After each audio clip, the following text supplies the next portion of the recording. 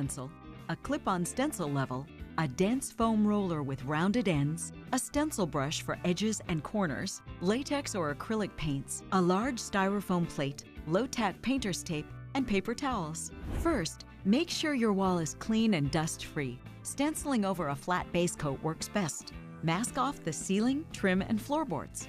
Since we're doing an accent wall, mask off the sidewalls as well.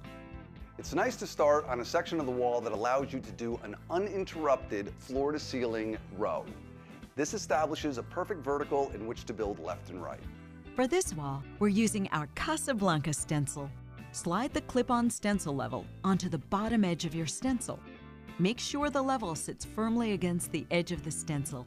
Flip your stencil upside down to allow the top of the stencil to get right up to the ceiling crease. Check to make sure your stencil is level and secure it with 4 to 6 pieces of low-tack painter's tape. Now pour some of the paint that you've selected onto your styrofoam plate. Load your dense foam roller by rolling it over the paint a few times. Press on the roller as you do it so it absorbs the paint evenly. Now blot off the excess paint on a folded paper towel. This is a very important step not to be skipped. Now roll the stencil with your roller using light to medium pressure. Excessive pressure may cause paint seepage under the stencil. Be careful not to roll over the outside edges of the stencil.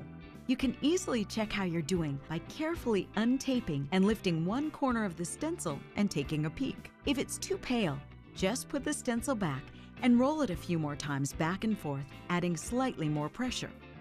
Remove the stencil slowly so the blue tape doesn't accidentally pull off any background paint. Look